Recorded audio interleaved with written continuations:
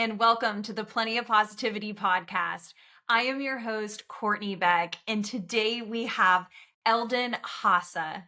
Eldin is a neuroscientist, author. He is also a transformation coach with over 30 years of experience in his field. It is an absolute pleasure and honor to welcome Eldin Hasa. Wow, thank you so much, Courtney, for warm welcome, and thank you for having me on your amazing podcast. I've been following your work for a number of years, and yeah, it's an honor to be on your show. And I'm very also grateful for all the help and contribution you have supported us with your expertise in our non-for-profit organization, Save Lives Project. Oh, well, Eldin, first off, I am absolutely thrilled to have you on the podcast. I have been following your work too as well. And one thing I just have to tell the listeners, you have to follow Eldin on Instagram, on LinkedIn, because he is doing incredible work. We are going to get into everything because we were talking before, and I have to say that researching before our conversation, Eldin, you do it all. Investments, you are a transformation coach, as I had mentioned, and you focus particularly in the area of neuroscience. So I cannot wait to jump into it. And also too, just with regards to what you were saying, it has been an absolute honor to be part of Save Lives Project. And I do want to get into that and share with our listeners what Save Lives Project is all about. But first, Eldin, why don't we start with an introduction and a background of yourself? Yes, thank you so much. So I have been in business for over 30 years. Out of uni, studying neuroscience and psychology, my buddy said, "Look, there's no money in this, like whatever mental stuff. Why don't you come and work in finance?" And being a young kid, you actually just want to make money and meet girls, right? So I was like, okay, let me go. And some of my colleagues from university said, no, you got to continue with your research in neuroscience, which I have done so, luckily.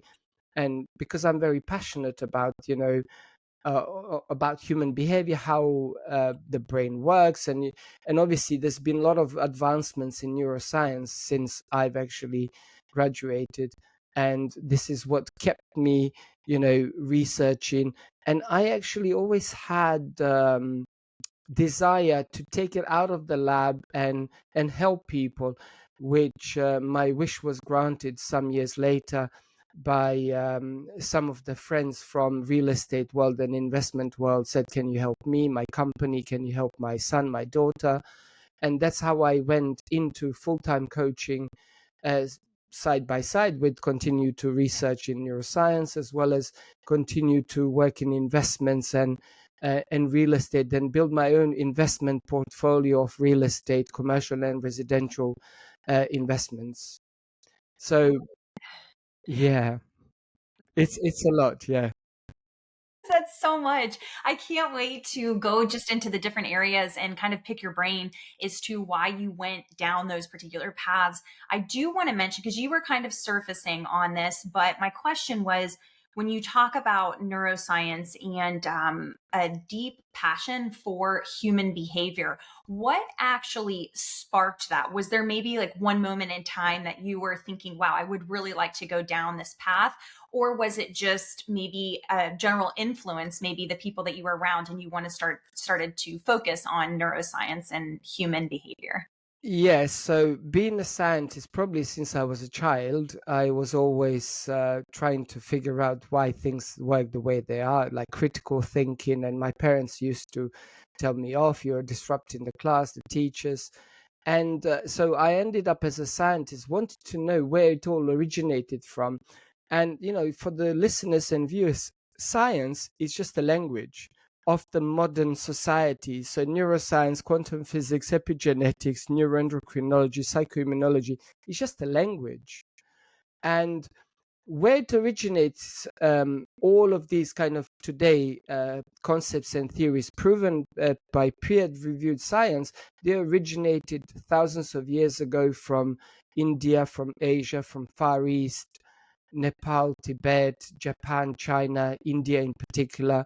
in those regions. So that led me to travel multiple times to India, to Nepal, and I actually ended up living over 2 years and a bit with monks as a monk in temples in India on multiple occasions. My longest stay was 6 months, so no phone. I shaved my head, and the last time I went there, they asked me to convert to actually become a monk. I resisted, luckily. And the reason why I did all of that is I wanted to kind of bridge the gap between science and spirituality. But then also, those practices have helped me to heal some of the things that I was not even aware that I needed healing, which was deeply rooted in my nervous system and in my subconscious mind. And so I continued my entire life. I'm an avid student. I continue to research and study and work on myself. I attend probably 4 retreats and workshops around the world as a student, where I go and pay big money and to further experience and learn. And also, I have a coach. My first coach was with me for 15 years, and my last coach has been with me for 7 years. So the only reason why I changed the coach was because my old coach retired. He didn't want to do what he was doing anymore, but he referred me to a friend which I actually already knew.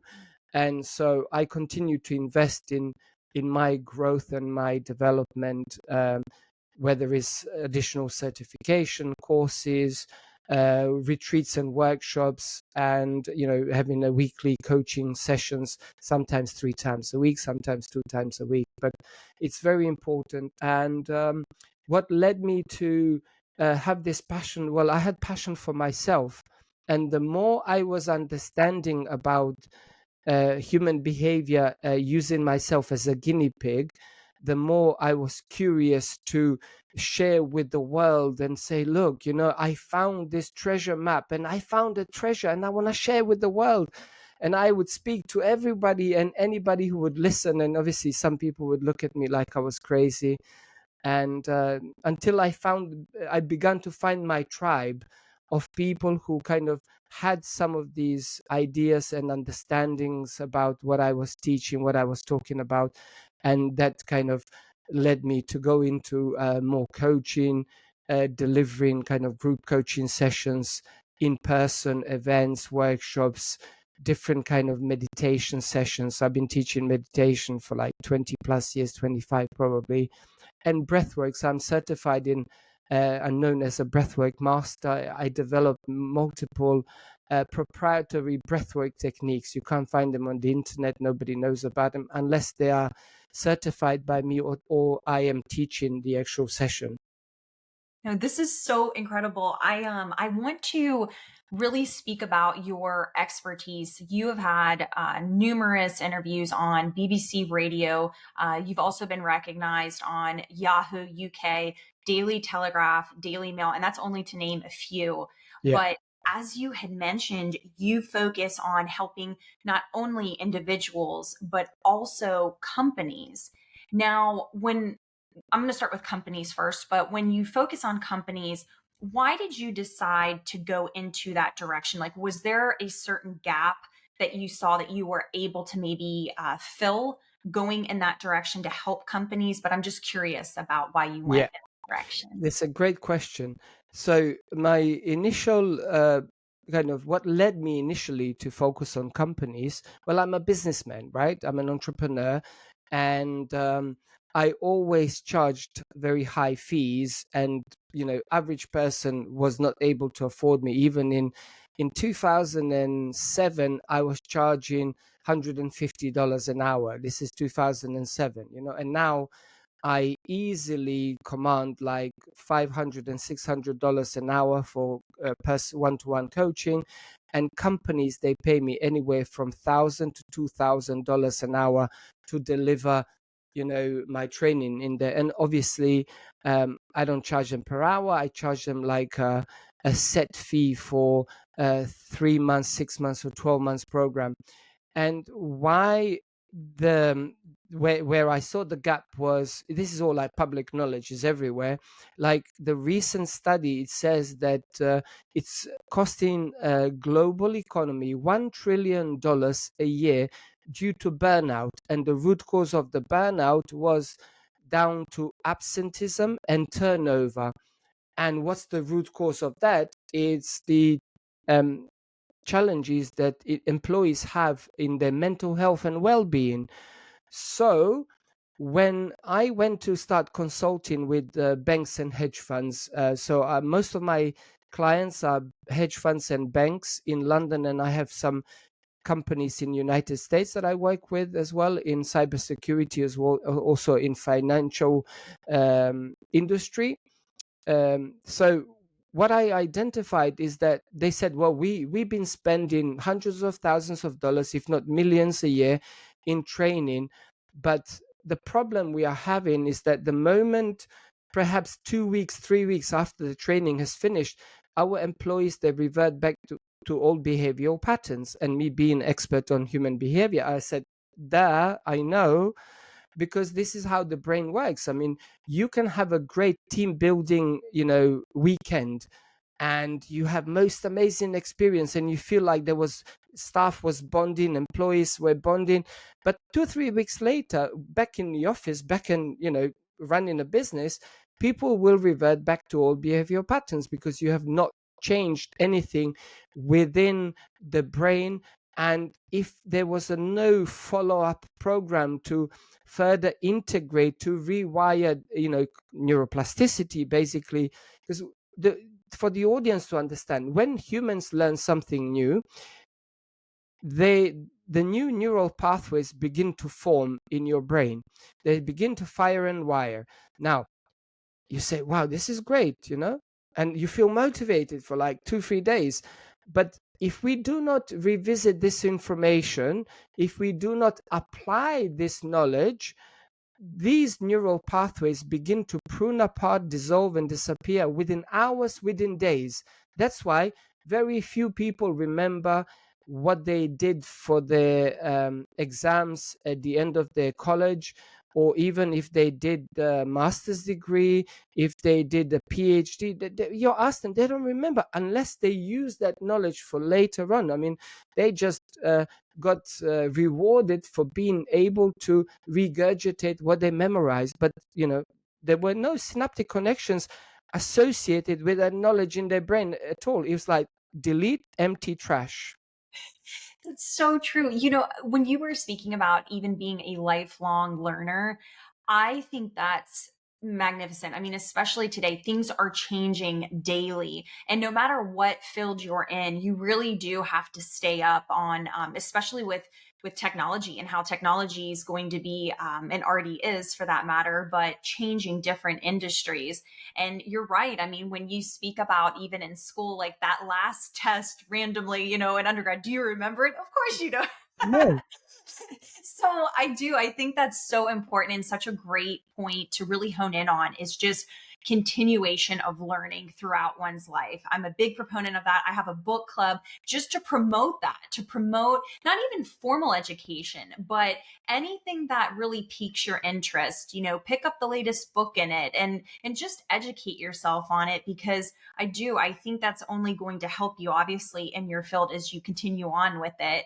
But on the flip side, so you're focusing on companies, also to not just individuals, but I noticed in the research that I was doing, you also focus on youth, so youth and adolescents as well. So what are you maybe seeing present day when you help youth and adolescents? What is something maybe we could be providing them as far as a positive environment today to really thrive in?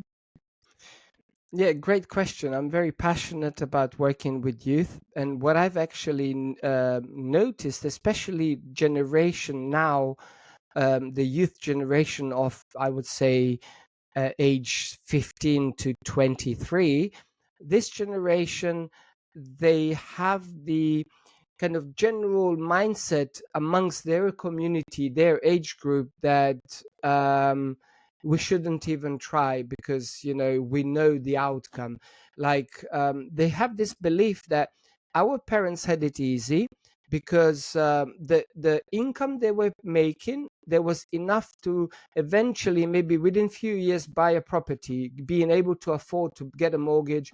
But with where the prices are at the moment in all the like western big cities, they say it's impossible. Even if I save for 30 years, I'm not going to be able to even have enough for deposit to buy that. And obviously, if it continues to grow, and then generally, when they have employment, the mindset is of like, I'm just gonna show up, like clock in, clock out. I'm gonna do enough not to get fired. Not like the mindset that one should have, which is these skills that I'm acquiring. The company is paying me a wages, and of course they're providing some sort of in-house training.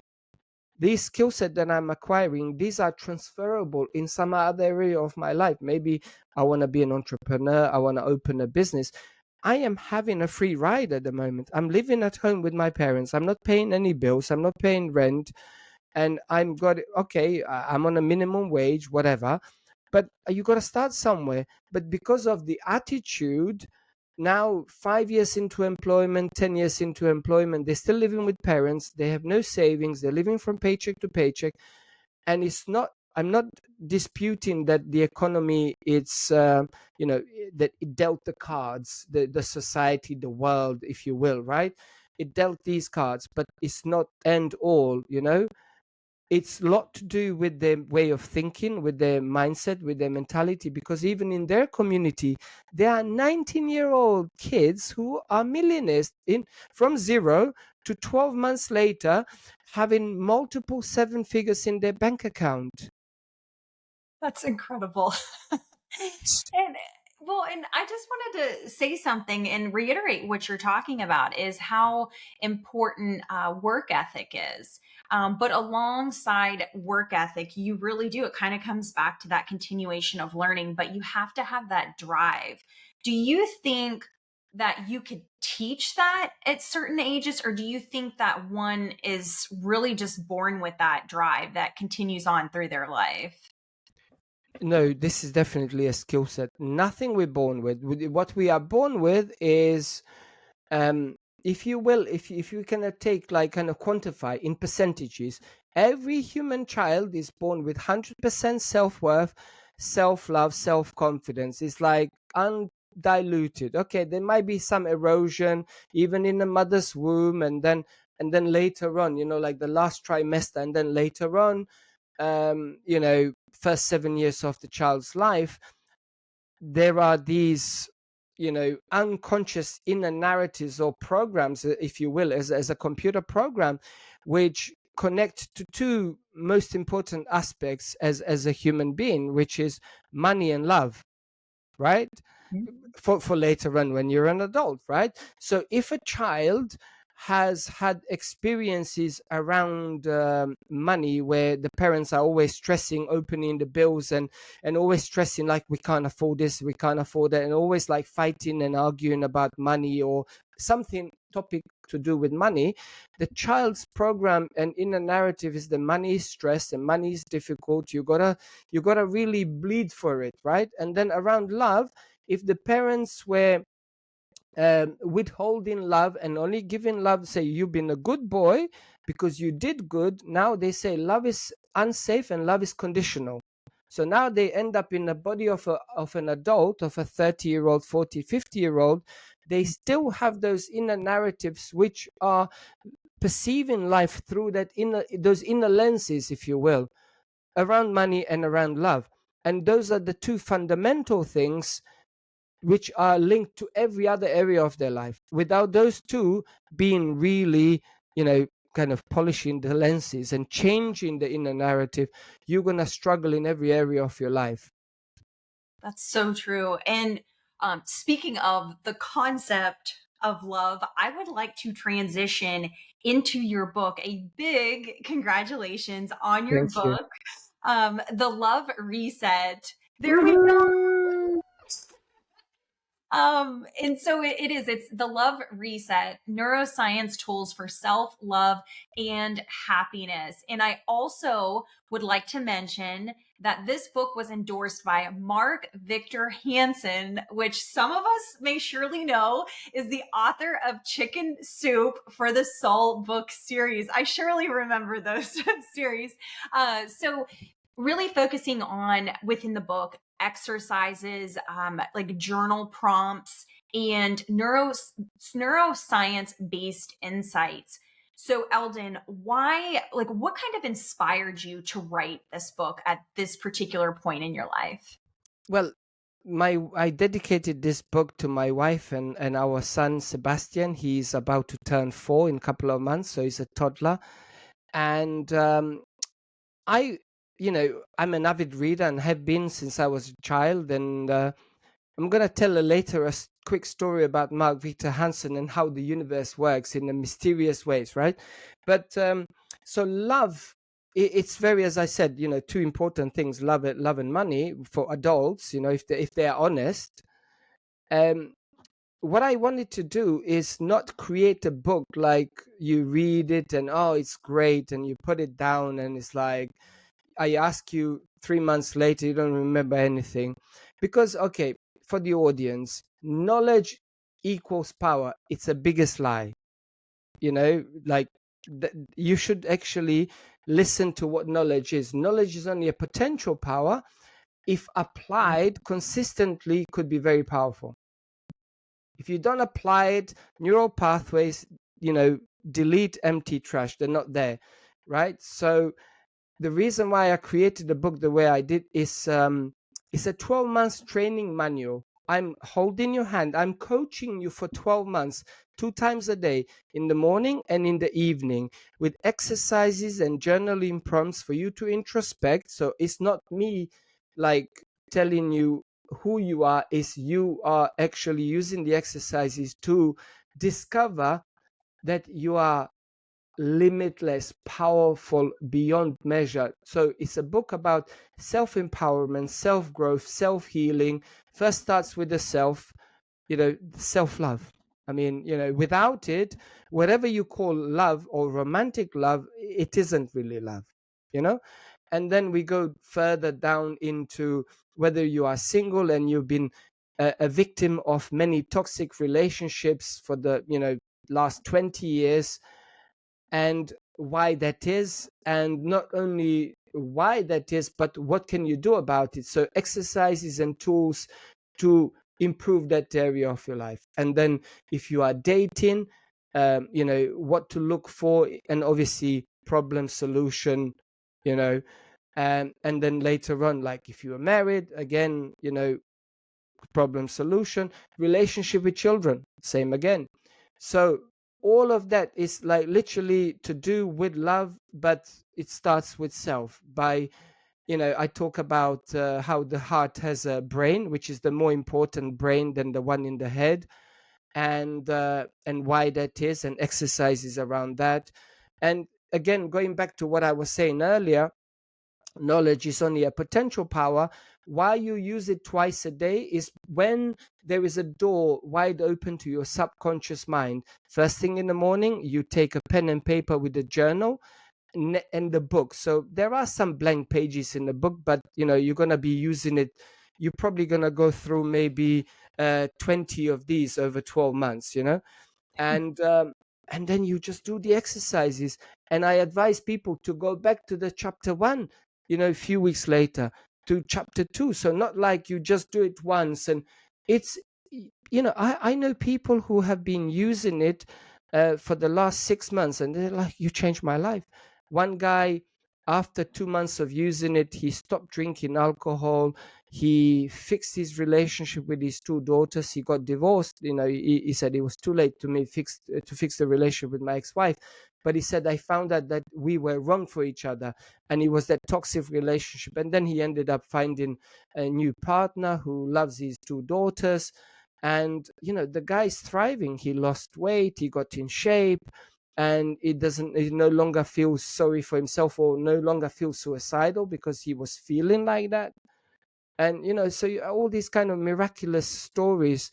But you can only do that if you tell the people that, as my monks and gurus in India told me, you are the master, you are the guru, not us, you are. And we're going to teach you what that means, not just in theory, but for you to internalize and to believe that in every cell of your being. Because most of the teachings out there, they put like some kind of teacher on the pedestal, a book or something, or a course. Could be a workshop, I don't know, like Tony Robbins, sing kumbaya, say yes, and but nobody moves the needle. Well, first off, this is absolutely wonderful. From your point of view, Eldin, you have to feel so fulfilled to hear these stories when people read your book, like as you mentioned, reigniting relationships within their life. That is powerful. And I think that's so incredible, like for an author to be able to do, obviously, the time and the effort that it takes to write the book, but then the aftermath of really being able to see the impact that you have in this world. So, my question for you, though, is if there was one message that you would like your readers to maybe get from this book, what would that one message be? For you to experience the best relationship of your life, first you have to experience that kind of relationship for yourself, regardless of what is going on outside of you, who is in your life or who isn't. Even if you say, I'm married and we have these toxic kind of patterns, it's not too late. I don't need to see him to improve your relationship or her. I just need one person out of the two. And if that one person follows the blueprint, I guarantee that you will improve your relationship in your entire life by 180 degrees. That's so true. Everything really does starts from within. Like Yeah. nobody else can make you necessarily happy. It really does have to stem from within, and then it compounds from that point. But you're right. Like your cup, so to speak, has to be full before you can help others, Yeah. truly, and to help them. So I love that. And I would love to kind of pivot right now. I did want to mention this. This is really exciting. You are a podcast host. So here, of Yes. course, you're on the other side, but a podcast host of the human experience transform your life. So, Eldin, why did you want to go in this particular direction to start a podcast and really focus on the human experience? So I wanted to share with humanity, about the human experience. We are spiritual beings having a temporary human experience. And I was actually, my wife was going on a business trip. My wife is a very powerful lawyer. So she was going on a business trip to New York from London. And I was driving her to the airport. And I had the weekend before, I was like, I'm going to launch a podcast. It's like 6, 7 years ago. And we were in the car and I said, I need to come up with a cool name. She goes, duh. I'm like, the human experience. All she said, it was like, duh, like, what are you thinking about? And so I launched the podcast so I can interview amazing people. So I have a bunch of episodes where I'm talking about few things, but I've interviewed loads of amazing people around the world. And that's pretty much, I wanted to share with the world the other people's human experience. But the way I do it is like I ask them, like, tell a story, what inspired you to be where you are. And I really like kind of allow them to tell me, to shine their passion on screen or even on in just audio, to depict like that. I would say everybody who was on my podcast, regardless, like I have some billionaires and some highly successful people in different fields, but all of them, they started from zero and they all had setbacks. They had traumas, they had sexual abuse, mental abuse, all sorts of things. People telling them you're not going to amount to anything, they've been diagnosed with some mental illness, and now they are billionaires and like the best people in, like, I had Mark Victor Hansen, Dr. John DiMartini. I had people like that on my podcast, and it's just incredible.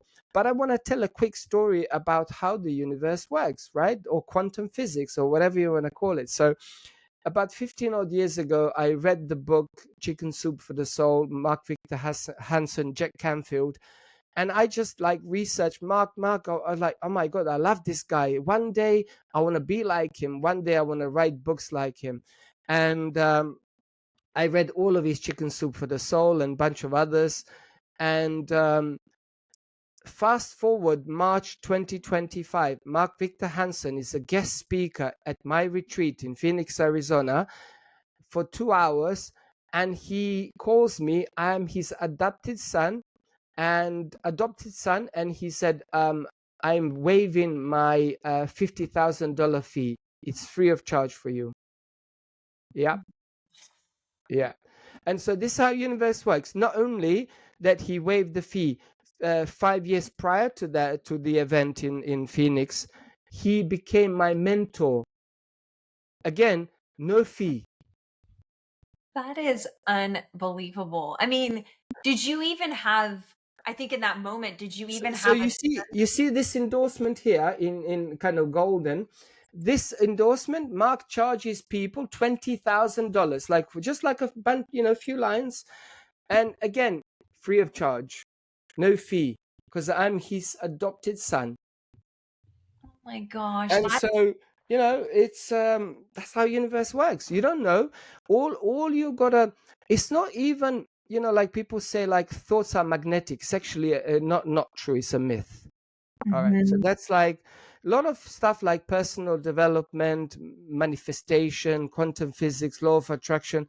There's a lot of myths and misconceptions. That's why people say affirmations, they don't work, manifestation doesn't work. And let me tell you, audience, ladies and gentlemen, manifestation works 24/7. You are just not aware of it. And what is that? What do you mean it works all the time? Well, okay. In quantum physics, which I've been a researcher for over 30 years, in quantum mechanics and quantum physics, there is a field of energy, right? And this field, it's a fertile field, which its job is to actually help you experience in a three-dimensional world what you are most in coherence with in terms of your state, your inner state, which is unconscious state. And it's a resonance. It's almost like an energetic vibrational frequency that I'm talking about. So what do I mean by that? So you can think like, oh, I want to be an author. I want to meet Mark Victor Hansen.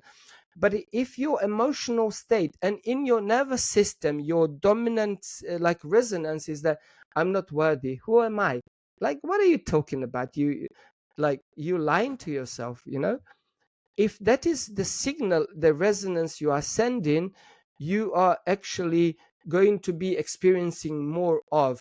And it's not even like there are words like, oh, your heart is magnetic, your thoughts are magnetic, there is no such a thing as magnetic. You are actually for the better word, you are dialing into the radio station. Just because that now we are not listening to the radio station where the song is playing doesn't mean the song doesn't exist. Song is playing. There is multiple songs playing on different radio stations, but where you are right now, your station is like, I'm not good enough. I'm never gonna amass to anything. I'm never gonna find love. You have the imposter syndrome. You open a company. You have these, leadership issues not because you are not smart, not because you don't have master degrees. It's about these inner narratives that you operate from. And unless you bring the unconscious into conscious awareness, is going to continue to control your life. So you bring them into your awareness through various exercises, including exercises in my book.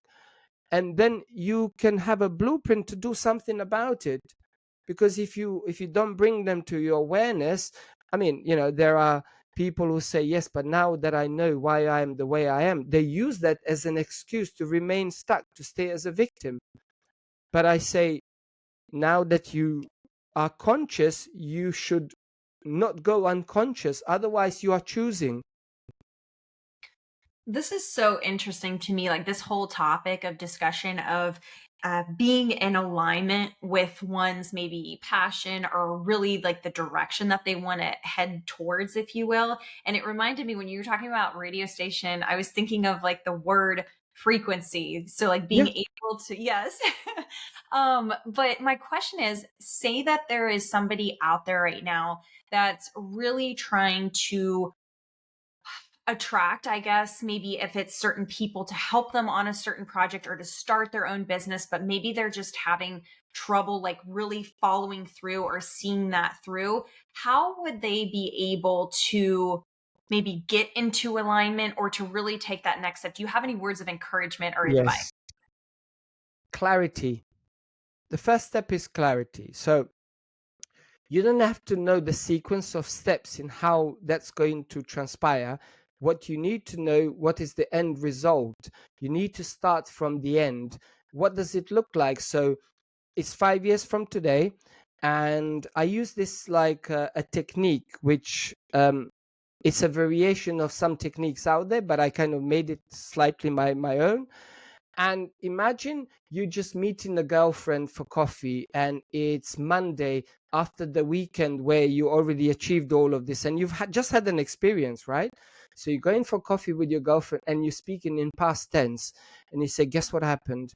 I was at this place in this, like, receiving an award for the best entrepreneurship award in United States, in California, in whatever, and there was like 500, black tie event, 500 people. It was like $1,000 a plate, and I got nominated, but I had no clue that I'm gonna win. So I thank my family, my husband was there, my team, so it's already done, it's happened.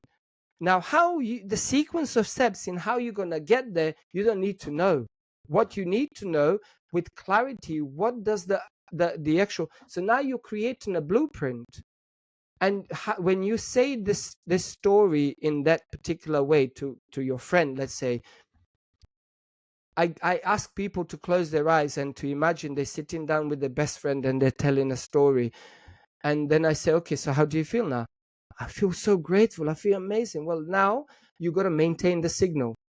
It's identity. So you create an identity container of the, and you couple with elevated emotions as if the event has already happened. But you are actually, this is not a woo-woo stuff. This is science. You are rewiring your brain and changing your biology and physiology to look like the events have already happened. And now when you show up from that inner state, how do you make a phone call? How do you reply to an email? How do you reply to a text message? You are replying, you are saying no without the PR campaign attached to it, without the feeling guilty why you're saying no. You are in alignment with the being today. You don't have those 100 million in a bank account, but you are already living as that person. So that's why clarity of what is your identity? Who are you? Not, oh, I wish to be on a private jet and wish to be on a yacht. No. Okay, what is your identity overall? You don't need to know like whether it's a private jet or a yacht. You need to know, and if you can couple that with some kind of inner values and inner purpose, which is, serving humanity, not focusing on the money, on a kind of like a number in the bank account, but more on the impact that you're going to have on humanity, then the money will follow. Because you get motivated for a very short period of time, but with the strong compelling why, this is like, it's deeply embossed in your nervous system, and you're going to show up even on the days that you don't feel like it. And to answer the question in a roundabout way, the right people, opportunities will begin to present themselves into your world, because it's called synchronicity or serendipity or happy coincidences. because now, it's almost like a computer RAM. You close some windows, you said no to things which are not in alignment with this version of you, and now all of a sudden you have more time to say yes to the opportunities and people and business and collaboration with people who are in alignment with this version. That's why we are on this podcast today. This is incredible, Eldin. You made it so easy to understand, like as far as applying this advice to one's life, because I've always wondered that. I've experienced certain points in my life where it was, without a doubt, it was synchronicity, because you're thinking to yourself, how did that actually happen? But the fact that you explain it, it makes perfect sense. And so I'm going to take from that the word clarity. I love that. But Eldin, you had mentioned it before, but I really want to focus on the retreats, Yes. the workshops, and you have a retreat coming up in the end of September. So if you could please enlighten our audience what that is going to be all about. Yes. So, as I mentioned earlier, Mark Victor Hansen was a guest speaker in my last retreat. He's coming to the one in September as well. So, September 27 and 28, Phoenix, Arizona. It's going to be 24 hours of experiential immersive. So, it's 80% experiential immersive, seated or lying down with a blindfold, and only 20% lectures and theories. And I developed this system called Magic Pill System. So, everybody's like Amazon Prime, warehouse, thinking the universe it's like the warehouse for their, like emotional shopping list. And so I was like, okay, I'm going to create these magic pills. So, they get prescribed 8 magic pills on over 2 days, so 4 pills a day, and they get follow up of 60 magic pills after the event, delivered over 30 days, 2 pills a day, one in the morning, one in the evening, specifically prescribed. And why is that? Because not only that, we've had people who say, you've healed 60 years of trauma in 1 hour. I have this proprietary protocol, which is focusing on inner child wound healing. It lasts an hour. And in that 1 hour, lady said something. She's 67. She looks probably like 50. She said, when I was 7, something happened, da da da da da. And like, so literally she was in the front row. She bought like a VIP package. And she said, can I have a microphone? And she was like crying these happy tears. And she said, Eldin, you've healed 60 years of trauma in 1 hour. And I just want the whole world to know about it. And another lady said, like, I've been in therapy for 35 years and I was on medication. But she was with us before, like some online training. And she said, you just solidified further what you have done and helped me with, in previous kind of magic pill prescription. And I'm no longer on medication. I don't see a therapist. I'm my own therapist. And so what we also provide, which nobody else, I mean, this is like unmatched, unparalleled. Nobody does what we do. We also assign accountability partner for 12 months. So, within that community, we see who is kind of getting along very well together. And we say, if you are in a similar time zone, exchange numbers, and you are each other's accountability partner. Why is that important? Because not only the integration and implementation that we provide after the event, which is virtual every day and every week, but also you have accountability partner who you make commitments to. You say, okay, this is what I'm committing to be doing over the next 12 months. So they are there to support you, to hold you accountable, and also, kind of like a AA sponsor. There are days you don't feel like it, then you have this buddy you can call on. But somebody who's been having that experience with you is very kind of vulnerable experience. It's not, you can't share it with a stranger or maybe even your partner, your spouse, your lover. It's somebody who kind of has been on the same journey with you. It's a lot easier for you to, you don't have to start from scratch. You can just talk for 5 minutes and it's done, right? And of course, people can still contact myself and my business partner Preston for support and our team after the event. So it's all about, we thrive on 100% breakthroughs of every attendee and 100% healing. That's our success rate to date, and we've done multiple retreats. And that's why I travel from London, England, to deliver these kind of retreats. And we're gonna soon, probably, if not before Christmas, in the new year, we're gonna start certification programs to teach other people, other coaches and healers and therapists to be able to do what we do, because we want to put it out more into the world so more people can benefit from these kind of proprietary protocols. And it's all about moving the needle. Unless the needle has moved and stayed there and continued to keep moving in the right direction, the way the brain works, you see, people call there's a thing called breakthrough, and people say, and it's a very much used in the personal development world. The way the brain works, breakthrough could be interpreted by a brain as a glitch in the matrix, as a novelty. But unless you have continued to implement and integrate the teachings, the brain will revert back to old behavior patterns, even if you have had a profound breakthrough in a workshop. That's why we do what we do in the way that we do and the way we deliver. So that doesn't happen. So the breakthrough solidifies and becomes a new normal. No, that's incredible. And I do have to just reiterate that. I like how it's not just you coming together for this retreat, but that you carry this on, like you said, having that accountability partner, being able to reach back out to yourself or Preston to really keep that momentum building for the individual. I think that's really unique, just what you were mentioning, because it's easy to maybe go to a conference for a couple days or another retreat, but to be able to carry that on, I really like what you guys are doing. Eldin, when are you coming to Florida? I want to know. I mean, I know United States is very big, but well, you can come to Phoenix. That's first one. Second one, yeah, look, bring 30 people in a room, of course, with my help.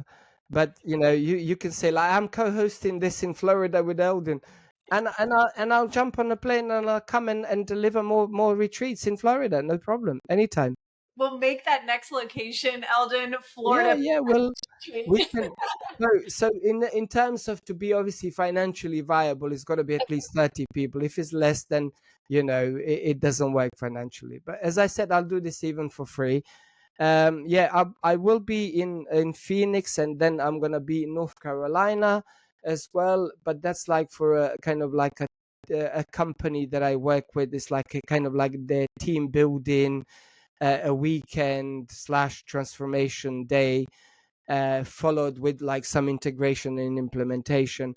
And yeah, so I work with a lot of like leadership, emotional resilience. But actually, you'd be surprised, because all these big companies, they've had a lot of training in various of these, even if my kind of style is different and they never heard stuff before.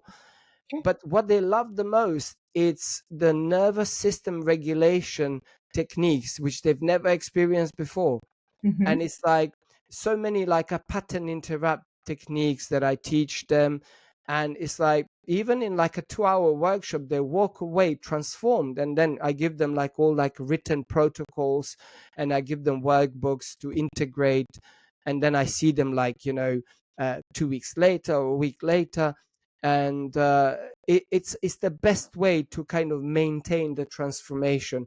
And obviously I keep adding the new things, but the baseline is like, you were here and now you are here. And one guy said like, where were you this morning when I replied that nasty email? I sent it to to a client, but luckily it didn't backfire. But now I know that I can use these techniques to self-regulate, and then have clarity, and I'm responding, not reacting. And I kind of like objectively, I'm reading an email, not thinking that what I'm reading is attacking me personally.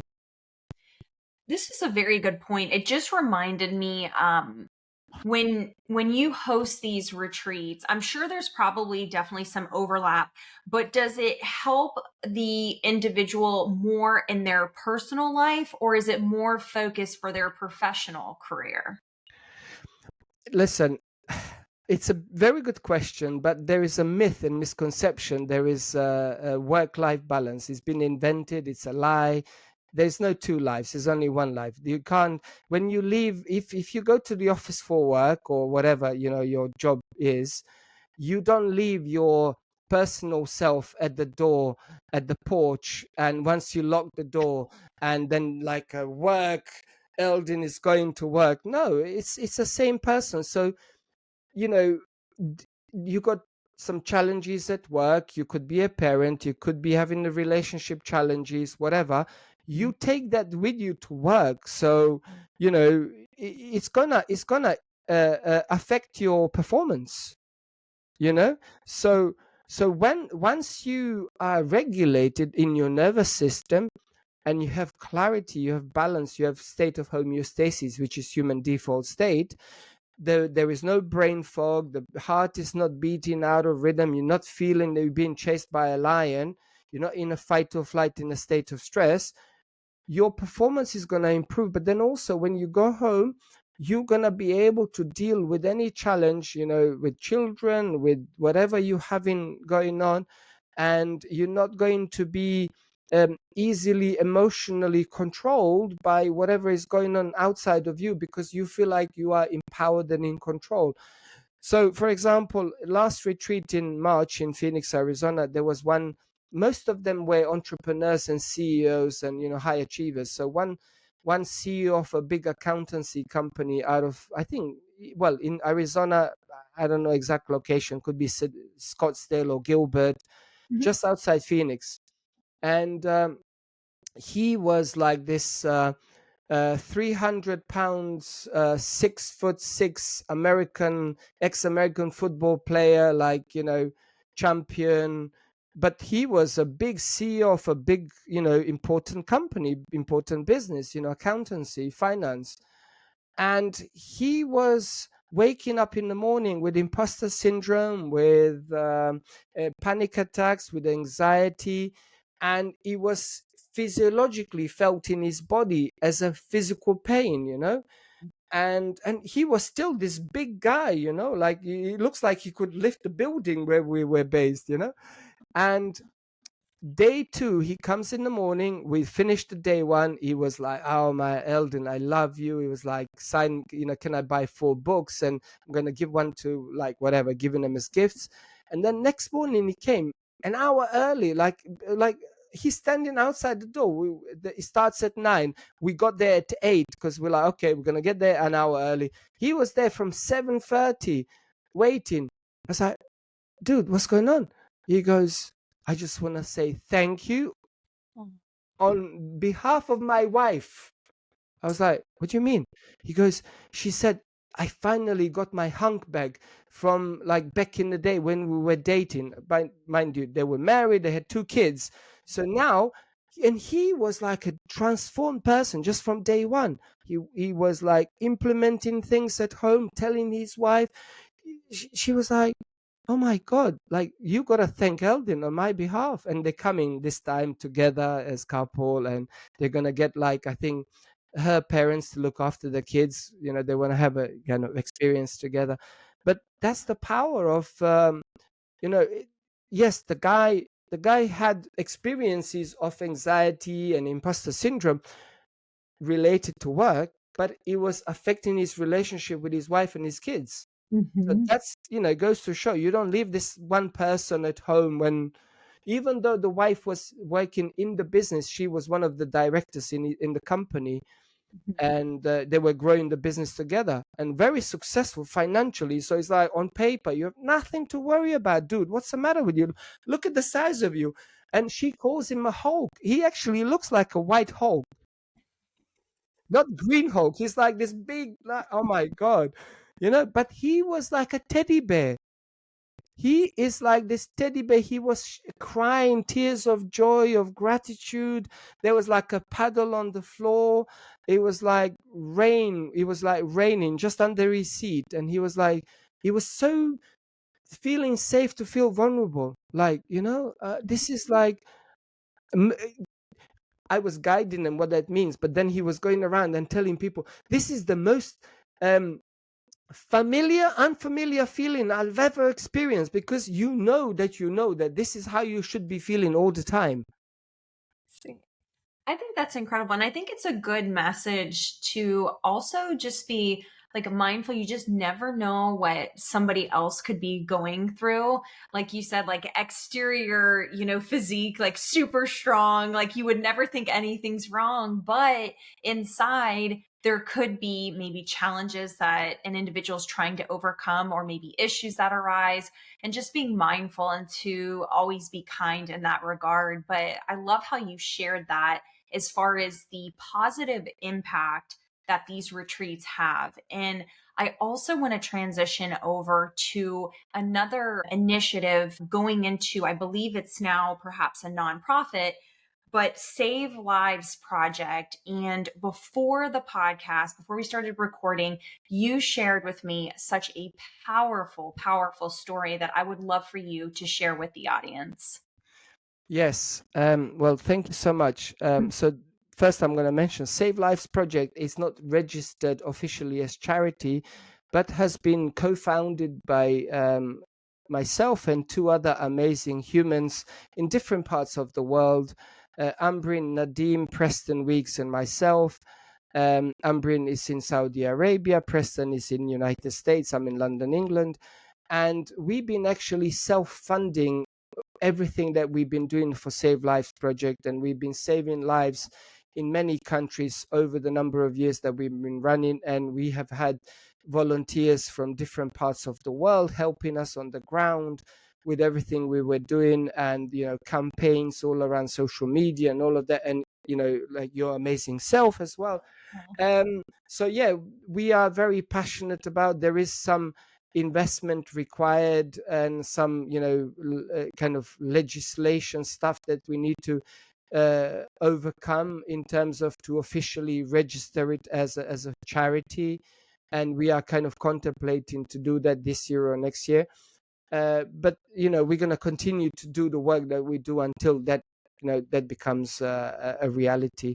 And the story that I shared, so out of uni, I worked a lot with children, and in my training, I was working a lot with suicide prevention Mhm. and kind of consultancy on kind of like why we do what we do and what is the root cause, and providing tools usually, because the reason why I left the lab is that I was tired of arguing with my peers about the papers. And even back in the day, up until 15 years ago, the neuroscience world believed that the brain is already stuck in a particular way. It's final by age 32, 35.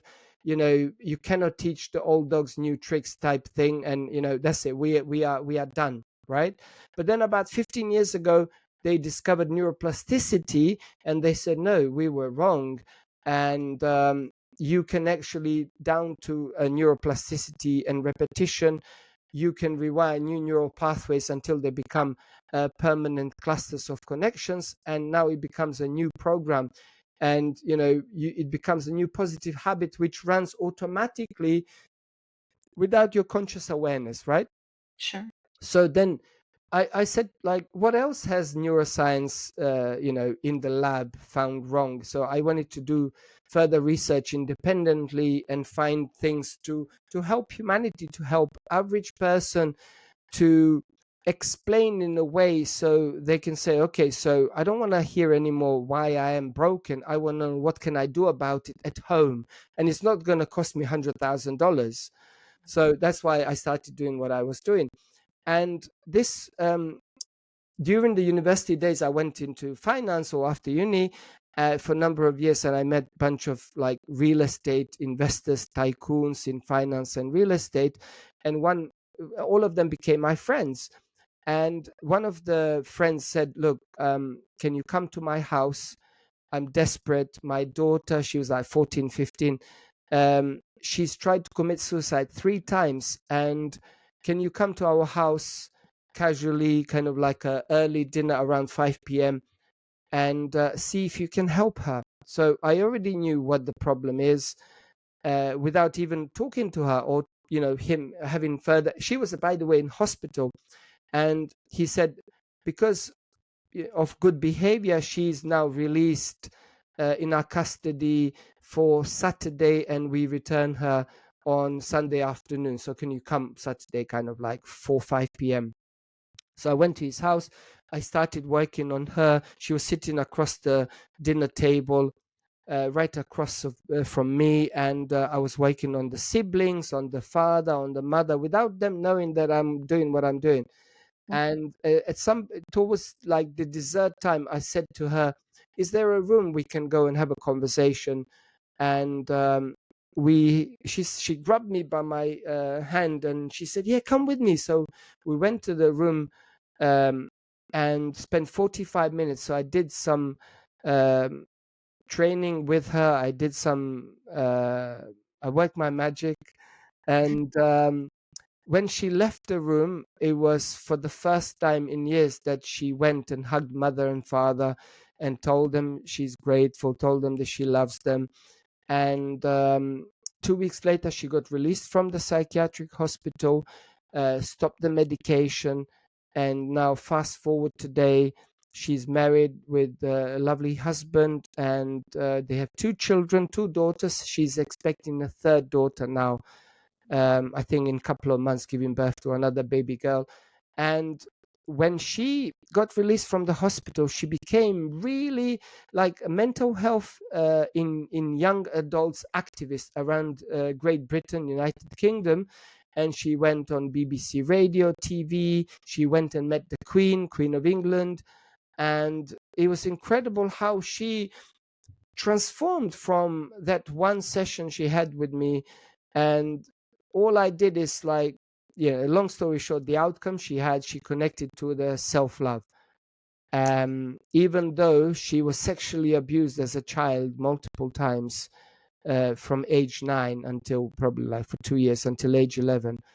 And yeah, it's this kind of trauma. It's yeah, she wanted to take her own life.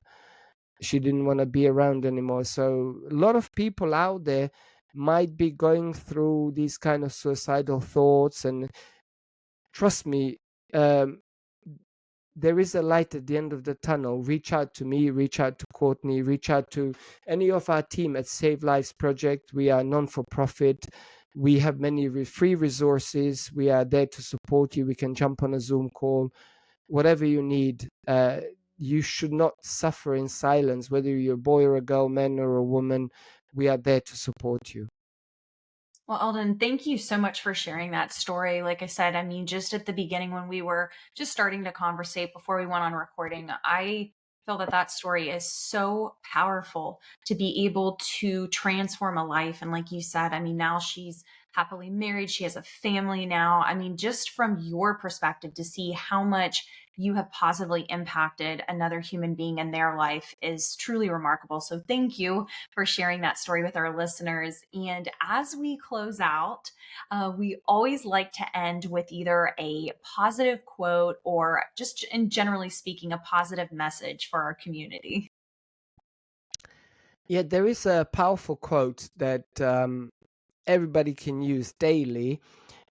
Suffering is optional, pain is inevitable. I like Be a witness. that. Just Mhm. sit. A lot of people, they actually amalgamate the two, the pain and the suffering. They think it's one. It's actually the two opposite, two different things. You can sit with your pain, but you can choose to sit in the suffering or not suffer. And if you just sit enough as a witness without getting pulled by the river. Mhm. So there is a powerful story. Master was expert in healing mental health challenges, anxiety, and these kind of things. So he was teaching various students for decades. He was the best in the world. And this one student said, Master, I know in theory, I know all of these things, but I just had a restless night's sleep and I cannot stop thinking and I have these anxieties and I'm suffering. I don't know what to do. He said, come with me and sit by the river. So they sat by the river and he said, like, just observe the water. What do you see? And he said, well, I see the water. He said, is it the same water, like, from a split second ago and now? He said, no, it's like a different water. He said, well, the thoughts are like this water. The challenge, the inner suffering that you are created is that you are being pulled by the water. You are jumping into the water and getting pulled by the water, where if you just sit long enough and witness without taking any action, without having to do anything about it, you will see it's just a fleeting passing thought. And often, based on your inner narrative and over the years inner suffering, is fictitious. It's not even true. So true. That is so true. Eldin, thank you so much for coming on the Plenty of Positivity podcast. You have been absolutely fantastic, truly inspirational. We went through retreats, workshops, how you have positively impacted so many lives and continue to do so. So I'm going to have you back for part two, because we didn't even get to what we were speaking about before we started recording, which was all the exercise that you do. You have a black belt too, but I want to talk all about that. And like I said, there were so many other things in our notes that I really wanted to get to, but I'm just so grateful that you have come on and you have shared these positive experiences with our listeners. So Eldin, thank you so much, and I wish you all the best. Thank you so much, Courtney, and thank you all the listeners and viewers. And if you really enjoy this podcast, please share with everyone, tag us in the screenshot when you share on stories.